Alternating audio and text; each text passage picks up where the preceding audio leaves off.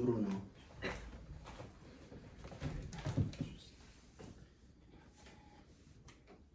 Buenas noches, queridos amigos de la página Fundación Brazos Unidos. Estoy acá en mi casa. Realmente hoy, esta noche, tenemos la presencia de personas bien importantes que están levantando un movimiento en El Salvador que, según tengo sabido y lo que estoy realmente observando, va a ser realmente grande. Es algo que nunca se vio, que nunca se ha visto y que está pues teniendo ya alcances, diría, internacional. En esta oportunidad estoy contando con la presencia de el señor Joalmo, con Ana Yancy y con Néstor. ¿Quiénes son ellos? Son amigos de mi hija. Gracias a mi hija los hemos conocido, mi esposa y yo, y hoy están hospedados en nuestra casa. Tuvimos un evento muy hermoso esta tarde donde compartimos con amigos de acá, de Estados Unidos, americanos, por supuesto, y salvadoreños que pertenecemos a la diáspora, que nos unimos y compartimos con ellos. Pero esta noche ellos nos van a explicar qué están haciendo aquí en Estados Unidos, porque vinieron realmente con una misión bien importante. Para ello les voy a presentar a mi hija Daniela, que es la que realmente tiene el conocimiento de todo eso y que nos va a presentar lo que es Afro en sí. Daniela. Hola, mi nombre es Daniela. Fuerte que te oiga. Hola, mi nombre es Daniela. Soy miembro de AFROS, que es Afrodescendientes Salvadoreños Organizados. Nosotros trabajamos sobre el tema de afrodescendencia en El Salvador y del reconocimiento de afrodescendientes de El Salvador. Okay. Y quiero presentar a mi compañero aquí, Rubén, que trabaja conmigo aquí en la diáspora, que también es miembro de AFROS. Afro, muy bien. Bueno.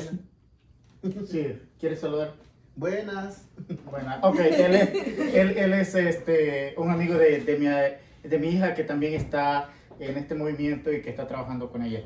En el evento yo les decía, cuando hice la introducción, que íbamos a tener después de el convivio, esta reunión, que ustedes la verán definitivamente tanto en la página de Afros como en mi página, y yo tengo 3 páginas, lo van a ver en las 3 páginas y lo vamos a pasar por YouTube.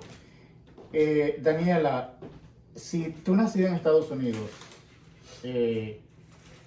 ¿cuántas veces, creo que 3 o 4 veces has ido a El Salvador? ¿Qué te ha movido a unirte a este movimiento? ¿Y por qué te identificas con Afro?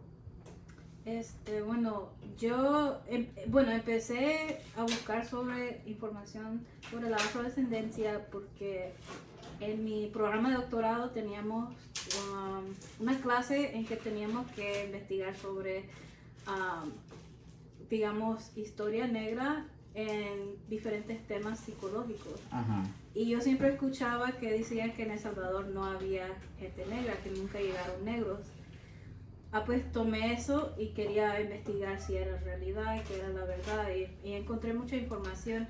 Así es que encontré a Ana Yancy por Facebook y también a Carlos Lara. Y empezamos a hablar y teníamos muchas experiencias que eran bien similares. Como aquí en la diáspora me han dicho, no te pareces salvadoreña, eres muy morena para ser salvadoreña. Pero para mí eso es extraño porque nosotros tenemos muchas familias que es morena, con pelo afro. Okay. Y yo no entendía por qué decían eso. Pues así es como que empecé a tener como una amistad con Ana y con Carlos sobre el tema, porque ellos me explicaron mucho, aprendimos juntos sobre el tema y estuvimos haciendo investigaciones juntos sobre eso. Sobre Afro. Uh-huh. Muy bien, bueno. Tenemos la visita del señor Joalmo, tenemos de Ana Yancy y de Néstor. Se contactaron contigo que venían para Estados Unidos, sí, ¿verdad? Para algunos de ustedes es su primer visita acá. Creo que para Joalmo y para Néstor, ¿no? Sí, correcto. Ya Ana Yancy ha viajado. ¿Qué han venido a hacer a Estados Unidos? ¿Quién de ustedes 3 puede explicarnos? Ok, Ana Yancy. Bueno, realmente pues AFROS es un proyecto desde abajo, o sea, desde las comunidades, las bases de las comunidades, que muchas veces nos han dicho que no existen los afrodescendientes funcionarios de los gobiernos han ido a decir a organismos internacionales como las Naciones Unidas que no existimos porque no existen costas en el Mar Caribe, entonces, y por ende no existen los afrodescendientes. ¿Qué es lo que nosotros venimos a hacer Estados Unidos? Bueno, nosotros siempre hemos creído que la diáspora ha estado alejada del contexto nacional de El Salvador. Ajá. Y hay que decirlo que no ha sido culpa de la diáspora. Lo que pasa es que siempre dividimos en el país y decir, es que los compañeros de El Salvador que viven en los Estados Unidos, así es como lo dividimos, pero también son salvadoreños, son parte de la historia. Solamente que de parte de nosotros que vivimos en el territorio nacional ha existido racismo, porque vemos a la diáspora como remesera. O sea, eso es la diáspora. Cuando dice remesera, ¿a qué te refieres? Me refiero a como los que mandan el dinero. Okay. Ellos son los que mandan el dinero para la gente, ¿verdad? En sus lugares que viven, los familiares están en Estados Unidos, o sea, a un estatus económico. Okay. Pero no llegan a pensar que también las y los compañeros que viven acá en la diáspora, un día les negaron la oportunidad y por eso ellos tuvieron que salir del país.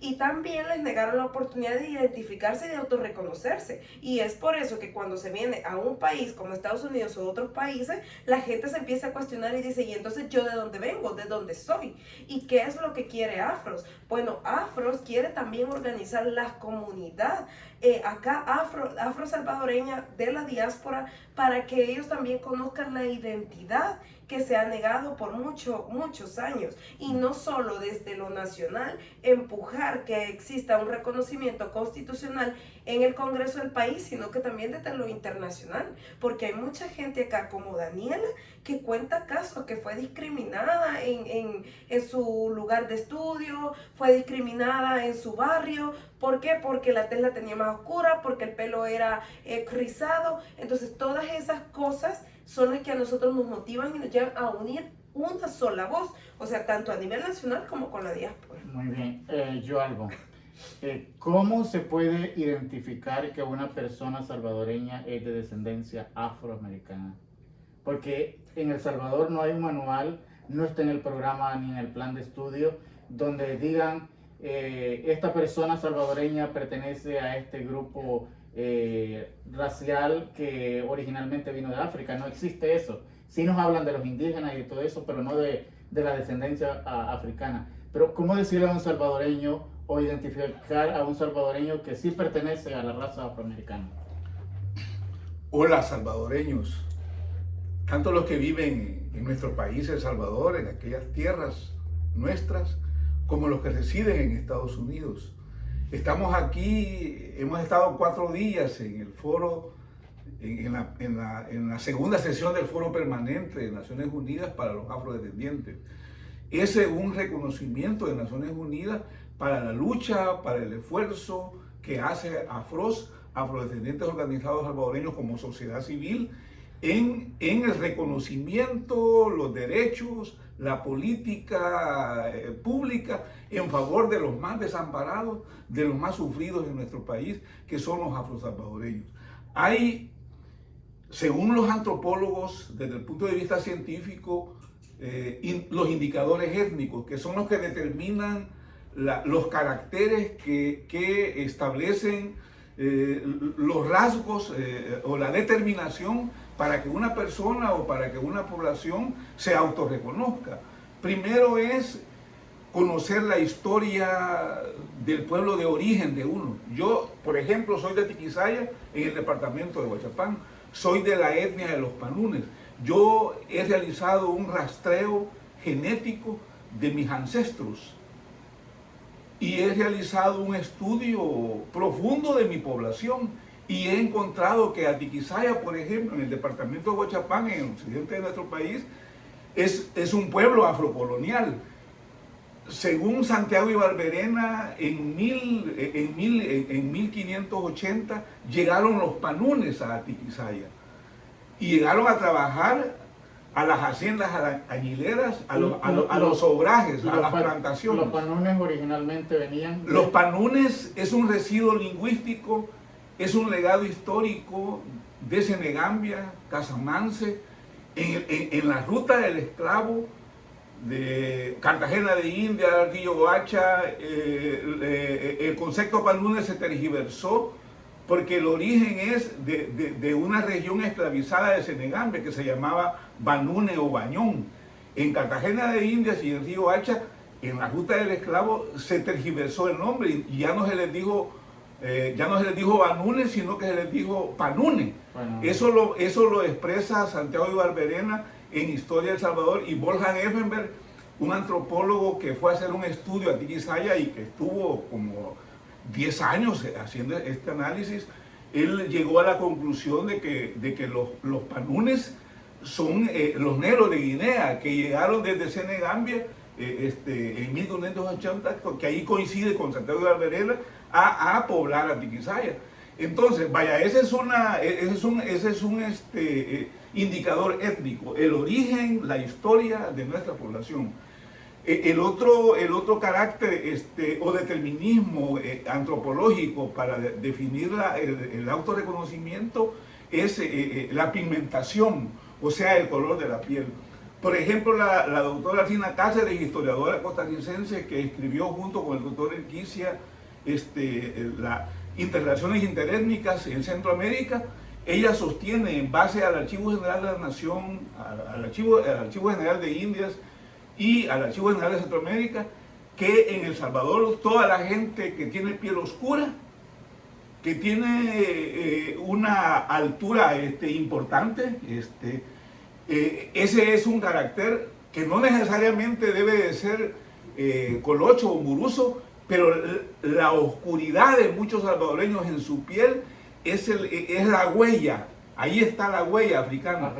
Dice la doctora Alcina Cáceres que hay que encontrar la negritud de los salvadoreños en la profundidad del mestizaje. El cabello rizado será la profundidad del mestizaje. El cabello rizado solo es un carácter. Hay muchos caracteres que determinan, no solamente, por eso se ha planteado, y esta es una afirmación antropológica, no todos los afrodescendientes son negros, y no todos los negros son afrodescendientes. Esa es una verdad científica.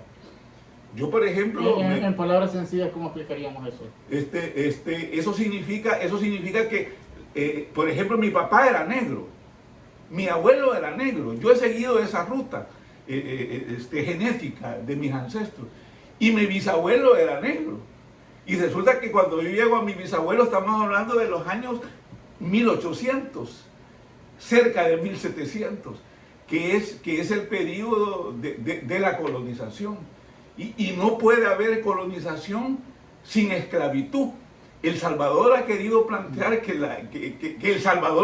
gobierno de El Salvador ha planteado en distintos foros internacionales que El Salvador se salvó de la esclavitud. Y eso no es posible porque la colonización de cualquier país colonizador está vinculada necesariamente a la esclavitud. Claro. Eso es irrefutable, es incuestionable. Vaya, eso es otro carácter, digamos, otra determinación de lo que se llama los rasgos, es decir, lo que estamos hablando de las características, los rasgos de las personas, la pigmentación, la historia de la población que ya mencioné, y lo otro es, digamos, la teoría de la gota de sangre. Con una gota de sangre que uno tenga, además de su rastro genético, además de la historia de su población y además de los rasgos de su pigmentación, la teoría de la gota de sangre es determinante. Muchos de nosotros nos hemos hecho el examen del ADN y tenemos gotas de sangre. Sí, aquí en Estados Unidos hay un examen que le hacen a uno, tú te lo hiciste, ¿verdad, Daniela? A mí me salió bien. Sí, donde ahí le dicen... Senegambia. Le dicen, bueno, tú lo puedes explicar, ¿verdad? Para cualquiera que quiera saber su origen, cuáles son sus orígenes del examen, le explica claramente cuánto porcentaje tiene de judío, de italiano o de africano, etcétera. Entonces, porque todos somos una mezcla, el mundo entero es una mezcla realmente. Yo creo que ya no hay una raza pura en la tierra hoy en día. Ahora, ¿por qué en El Salvador se negó esto, ya que Néstor es sociólogo. ¿Por qué se hizo eso? ¿Por qué en El Salvador eso se ha tratado de ocultar?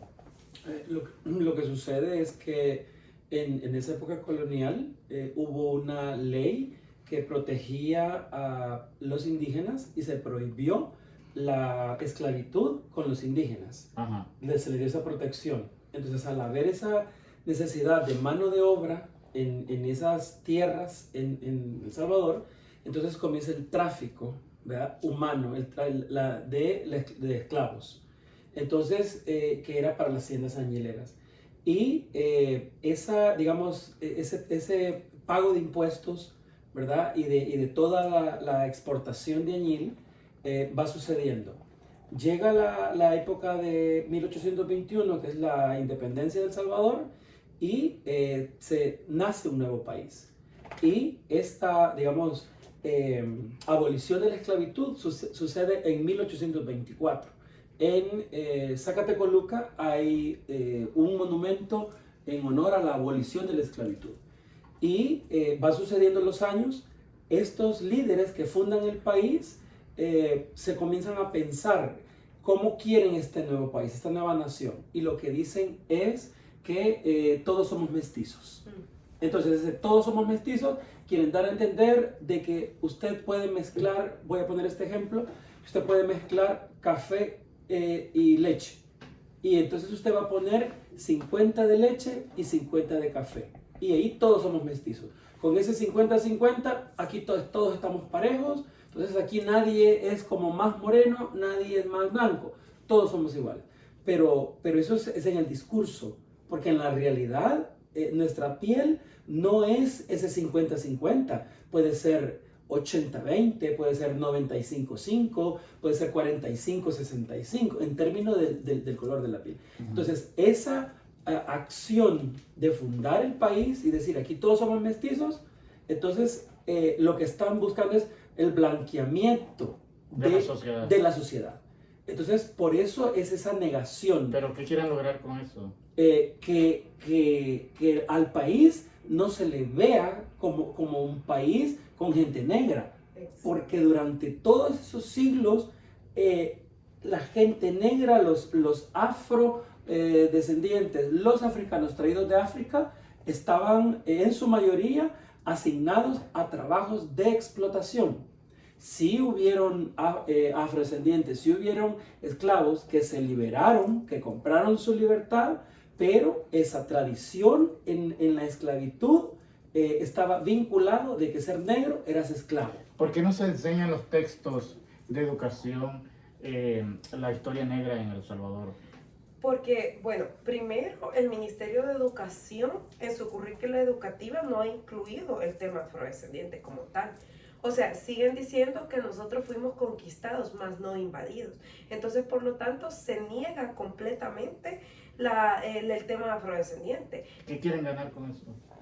Borrarnos de la historia, porque es que si uno busca un libro de El Salvador, uno no encuentra sobre el tema afrodescendiente, no hay sobre el tema. Incluso la gente en El Salvador piensa que cuando yo digo que soy afroamericana, hago referencia a que soy una afroestadounidense. O sea, la gente cree que América es Estados Unidos. Y yo soy afroamericana porque yo vivo en el continente americano. Claro. Entonces, con todo este contexto, es que en la currícula educativa, como nadie habla, bueno, funcionarios aquí a las Naciones Unidas han venido a decir que no existimos. Entonces, a nadie le levanta y le despierta aquello de decir, vamos a luchar por este tema, porque no hay posibilidad y no hay voluntad política de funcionarios de El Salvador en darle una identidad al país y nosotros darnos la oportunidad de tener una identidad también. Por ejemplo, es como decir, digamos, si no hay negros, nunca ha visto racismo en el país.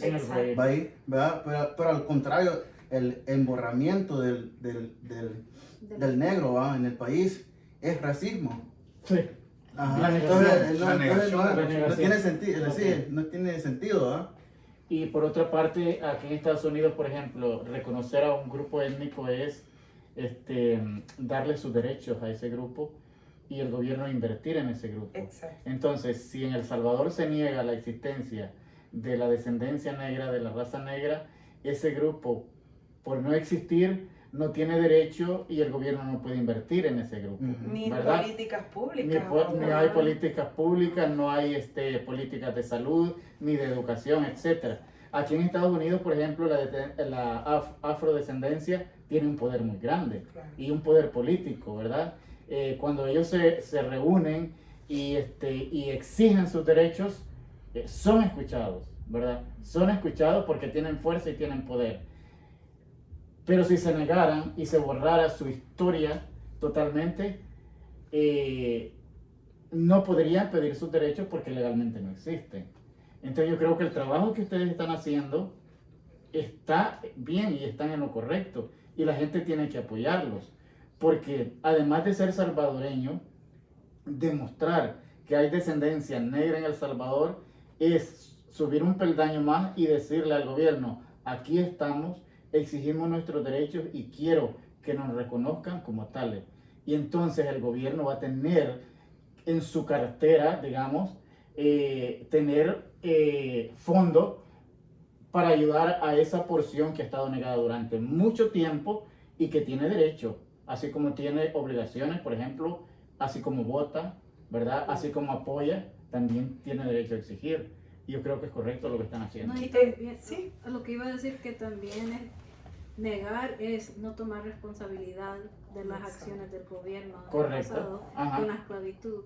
Es decir, que nunca existieron, es decir, nosotros no tenemos ninguna responsabilidad ayudar a este pueblo que una vez fueron esclavizados. Y esto es grave, ¿saben por qué? Porque mucha gente, aún siendo de descendencia negra en El Salvador, no lo acepta y hasta se avergüenzan cuando alguien le dice negro y cuando alguien le quiere explicar que tiene orígenes negros, cuando no debería ser así. ¿Qué van a hacer ustedes? ¿O cómo están preparados ustedes para luchar eso y sacarle eso de la cabeza a la gente? Porque se van a encontrar con eso, que la gente no va a querer aceptar. Porque hay quienes hasta se ofenden. Es que ya nos hemos encontrado con personas, no solo de vernos, sino que también en las redes sociales cuando nosotros posteamos algo sobre el tema afrodescendiente. La gente dice, es que los negros en El Salvador no existen, son de Nicaragua, son de Honduras, son de Costa Rica, pero nunca de El Salvador. Pero vaya, nosotros hemos tenido que presentar una propuesta a la Asamblea Legislativa para nuestro reconocimiento y lo hemos presentado en 3 ocasiones, en el 2017, en el 2019 y hoy en el 2023. En el 2017 cuando nosotros fuimos éramos como que, bueno, lo vamos a hacer, lo vamos a presentar, no había mucho respaldo. En el 2019 lo volvimos a presentar, no había respaldo. Lo más que hicieron es llamarnos a la comisión de puntos constitucionales donde diputados se han parado y otros ni escucharon sobre el tema afrodescendiente. O sea, nosotros fuimos a exponer el caso y no les interesó. Ahora, en el 2023, viene y la vicepresidencia de la República de El Salvador, a través de su comité ad hoc, que es el que está viendo las reformas ahora para poder cambiar algunas de las leyes que existen dentro de la Constitución, nos toma la palabra, vamos, nos sentamos con ellos, pero hay que decirlo, esperamos que el gobierno del presidente Bukele reconozca a los afrodescendientes, porque vimos en ocasiones que el vicepresidente respaldó a Francia Márquez, que es la vicepresidenta de Colombia, y ella es una afrocolombiana. Sí. Entonces, ¿qué sucede? Que si el vicepresidente Félix Ulloa respalda a la vicepresidenta Francia Márquez, entonces también tiene que haber un respaldo para nosotros los afrosalvadoreños. ¿Tú querías decir algo? Sí, en 2001 hubo una conferencia en la ciudad de Durban, Sudáfrica, en donde se reunió el Comité de Naciones Unidas contra el Racismo y la Discriminación. Este convenio, ¿verdad? Esta declaración de Durban fue aceptada por todos los países a nivel mundial, incluido El Salvador. Luego, en 2005, se vuelven a reunir y en aquella época, empleados, funcionarios del gobierno de aquella época se reúnen y dialogan con otros funcionarios de los otros países. Y estos funcionarios salvadoreños dicen, no, en El Salvador no hay negros, no hay afrodescendientes. Entonces, están estos diálogos con estos organismos internacionales y dicen, ok, demuéstramelo a través de un censo. Por eso es que en el censo de 2007 en El Salvador se incluyó la pregunta, ¿es usted negro de raza? Y el término negro de raza es peyorativo, porque la gente se va a ofender al escuchar la frase. Es una ofensa. Lo va a sentir como una ofensa, pero aún así, 7.442 personas, salvadoreños y salvadoreñas, aceptaron y dijeron, sí, soy afrodescendiente. Entonces ahí, digamos, queda la duda en el sentido de que no sabemos qué sucedió, por qué tan poca gente dijo, sí, soy afrodescendiente, afrosalvadoreño. Pudieron haber pasado varias cosas. Por ejemplo, una, que el empleado que estaba haciendo la encuesta no hizo la pregunta y simplemente se saltó la pregunta y ya. Otra posibilidad pudo haber sido que leyó la pregunta, pero no se la dijo a la persona, sino que dijo, sí, a mí me parece que sí es. Y él, el encuestador, se encargó de llenar la casilla, o no, me parece de que no. Esa es otra posibilidad que la desconocemos. Entonces, esa cantidad de 7.441 personas representan el 0.013% de un universo de más o menos 6 millones de salvadoreños en aquella época. Entonces, ese número, si lo comparamos en cantidad de millones, es que por cada 100.000 salvadoreños hay 13 afrodescendientes. Wow. Pero en realidad no es ese 0.013%, somos más y estamos en los 262 municipios en El Salvador. Sin embargo, yo veo algo acá, que si en el censo incluyeron esa pregunta, en que sea peyorativa, como tú dices, es un avance, ¿verdad? Pero el hecho de haberla hecho, ¿no? Pero esa fue porque se hizo esa recomendación, porque nosotros en El Salvador nunca ha habido como lo digo, voluntad política de querer decir, lo vamos a hacer, vamos a mapear bien. Pero ¿qué sucede con este censo? No es un avance, porque para hacer un censo primero hay que sensibilizar a la población, porque ¿qué tal que la persona que esté allá en una zona rural sea afrodescendiente, tenga sus características, pero como no conoce el tema, va a seguir diciendo que es español? Bueno, sí, porque aquí en Estados Unidos cuando se va a hacer un censo sacan en los medios de comunicación avisando que va a haber un censo y sacan artistas o personas de diferentes razas anunciando que va a haber el sexo, como diciéndole a la gente, identifícate conmigo, ¿verdad? Y entra al censo, ¿verdad? Entonces tendrían que haber hecho lo mismo en El Salvador, presentar a una persona negra, ¿verdad? Como hacerle un llamado a los negros. Tienen diferentes también nombres, no solo dicen eres negro, dicen eres afroamericano o negro o un descendiente de África. Sí. Muchas opciones. Okay. Ahora, ¿cuándo ustedes empezaron a trabajar en esto? ¿Cuántos años tienen? Bueno, nosotros realmente tenemos ya alrededor de 12 años trabajando en el tema, pero hay que decirlo que Afro se fundó en el 2019.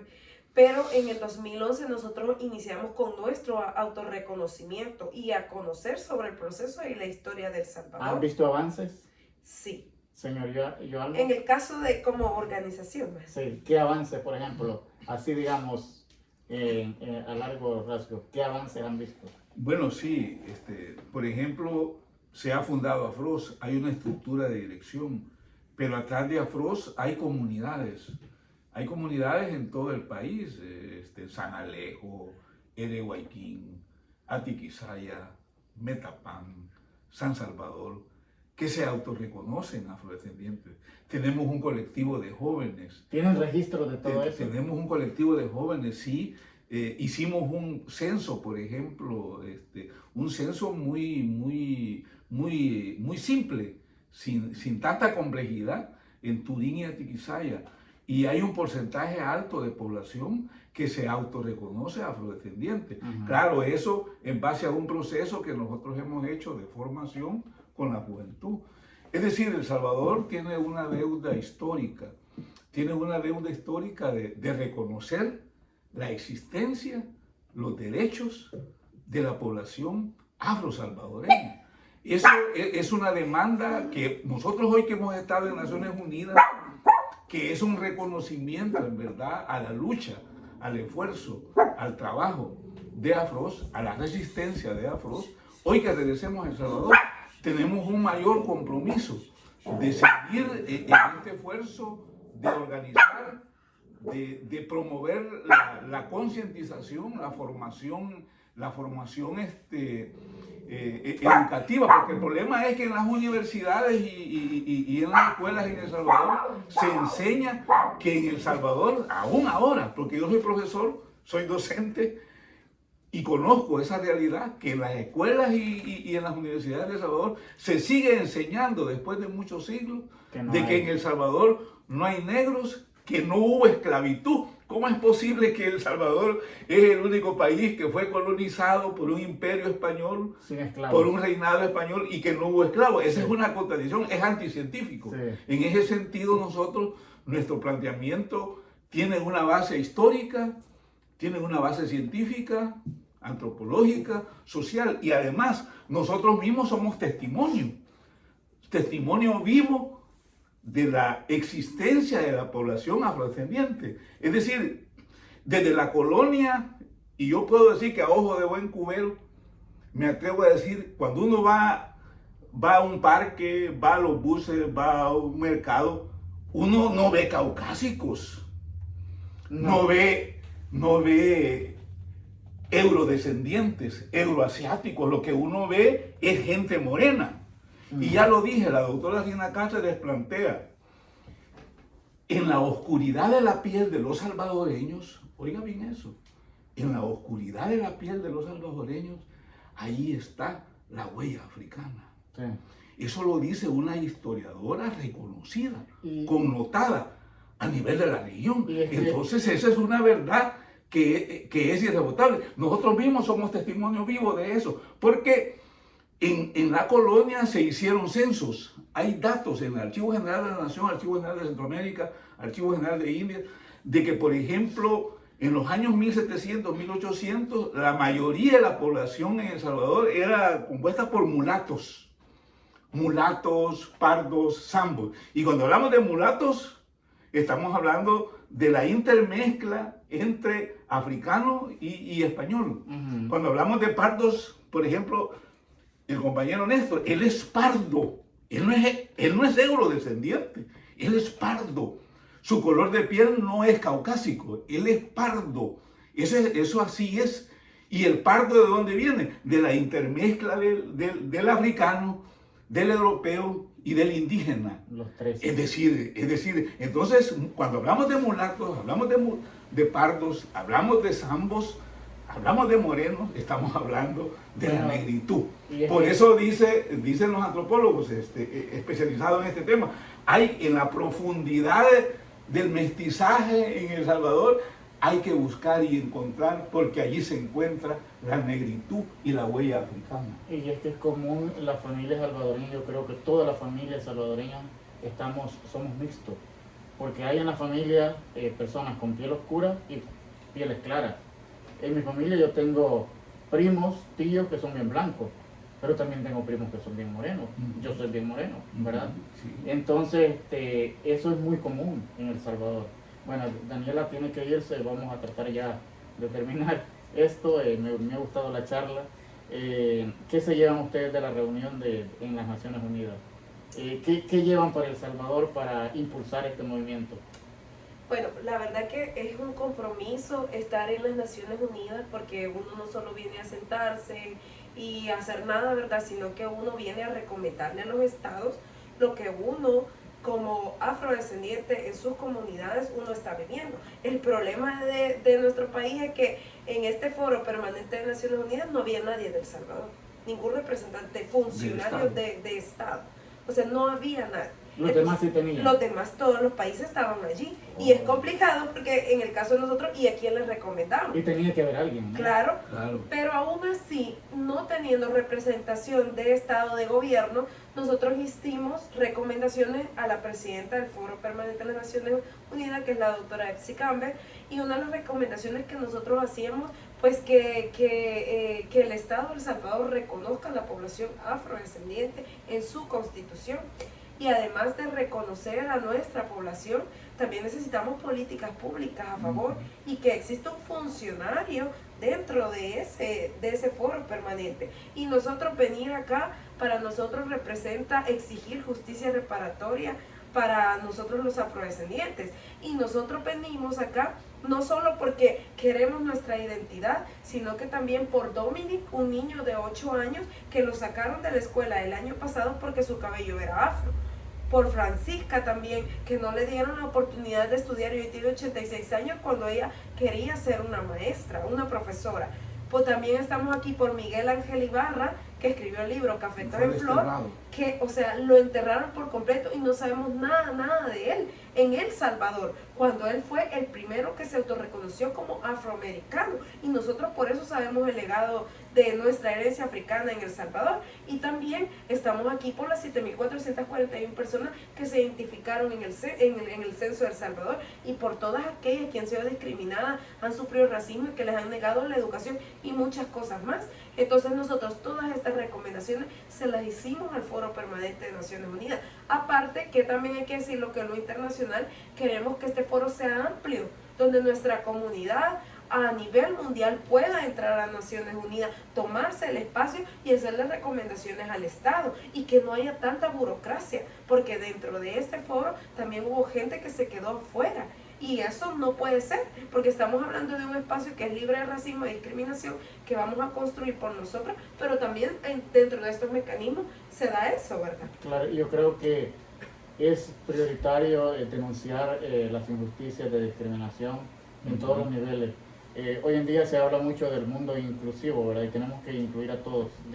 Sí, también nos llevamos en esta segunda sesión del Foro Permanente de Naciones Unidas de las y los afrodescendientes, nos llevamos alianzas y nos llevamos complicidad con otros afrodescendientes de sociedad civil. Entonces, para nosotros fue sorpresa que hayan afroargentinos, afroparaguayos, en todos estos países donde nos han hecho pensar de que no hay. Entonces creemos de que en Argentina son descendientes de italianos, italianos descendientes, ¿verdad? Entonces es de que hemos encontrado esta cercanía, esta solidaridad que nos han acuerpado, nos han abrigado, ¿verdad?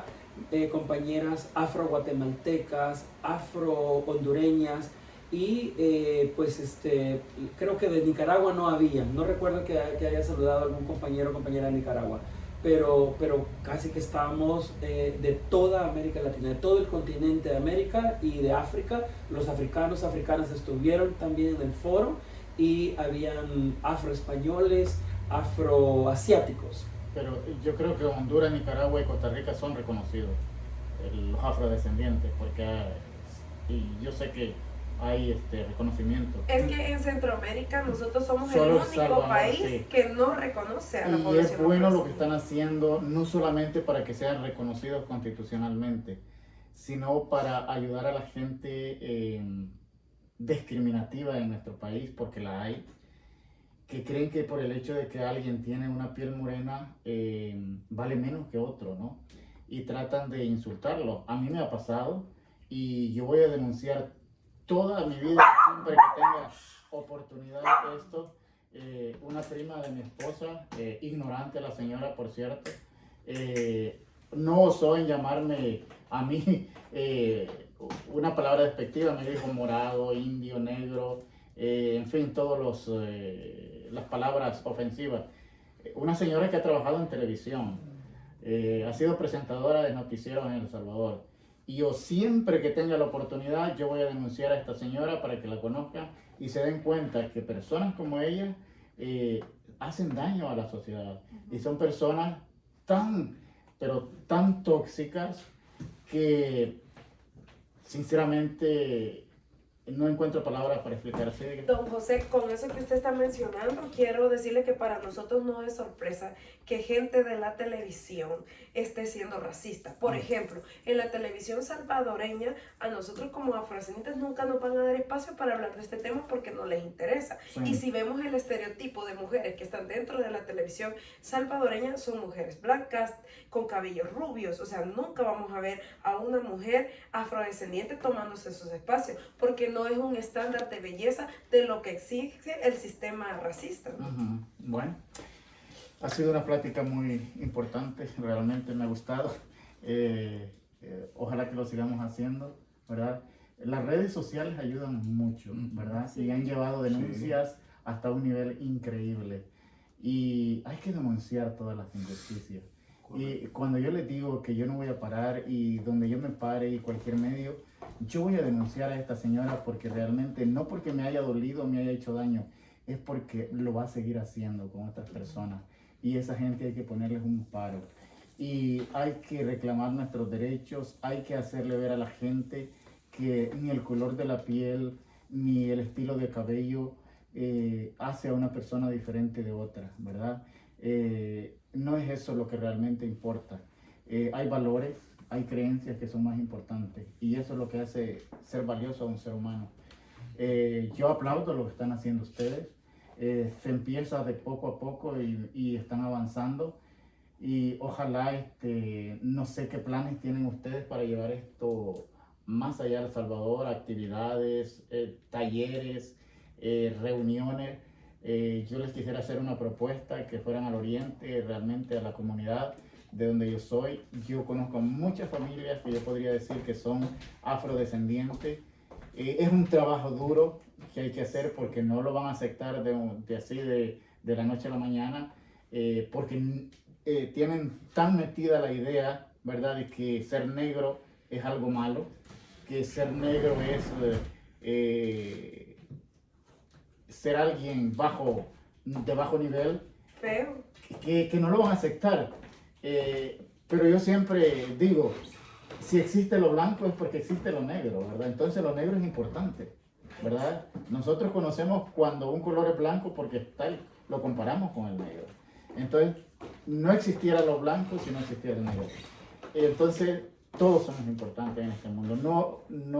El mundo es diverso, de diferentes colores y tenemos que verlo así, ¿verdad? A las últimas palabras para despedirnos, Daniela. Bueno, quiero decirle gracias a los compañeros de Afro que me han dado una amistad que honestamente me ha ayudado bastante a conectar con ser salvadoreña. Yo siempre he pensado, ¿me entiendes? Y siempre he estado conectada a ser salvadoreña, pero eso que me decían, no te pareces salvadoreña, no pareces guanaca, como decimos, siempre sentía como que no tenía derecho a la cultura, ¿verdad? Yo me sentía extraña, pero cuando empecé a hablar con ellos y formamos esa amistad, me siento más salvadoreña, más identificada con mi cultura y ahora puedo decir con confianza que sí soy salvadoreña, que es mi cultura y que nosotros bastantes veces somos la base de la cultura salvadoreña. Muy bien. ¿Algunas palabras? Pues sí, pues le quisiera decirles gracias a todos que están aquí porque de veramente el trabajo que ustedes están haciendo no solo es importante en el país de El Salvador, pero también para la diáspora, ¿va? Porque para nosotros que vivimos aquí, los que somos nacidos aquí o que hemos emigrado aquí, estamos sufriendo las mismas cosas, ¿va? Sí. Ajá, y no entendemos esas cosas. Entonces el impacto que están creando no solamente es nacional, pero es internacional, ¿va? Para que toda la gente lo reconozca. Y yo creo que es importante porque hay mucha gente aquí que viven aquí que también no reconozcan esas cosas. Yo justo pues no lo reconocí, no lo tenía reconocido hasta como unos 2-3 años ya. Entonces para mí prácticamente un tema bien nueva. Entonces, yo sé que hay mucha más gente que si se sienten lo mismo. Entonces, por eso que yo hago este tipo de trabajo. Porque no solamente para el autorreconocimiento, pero también conectarme con mis compañeros que están en el país. Muy bien. Ajá. Bueno, yo aquí tengo a mi esposa, no sé si quiere decir algo.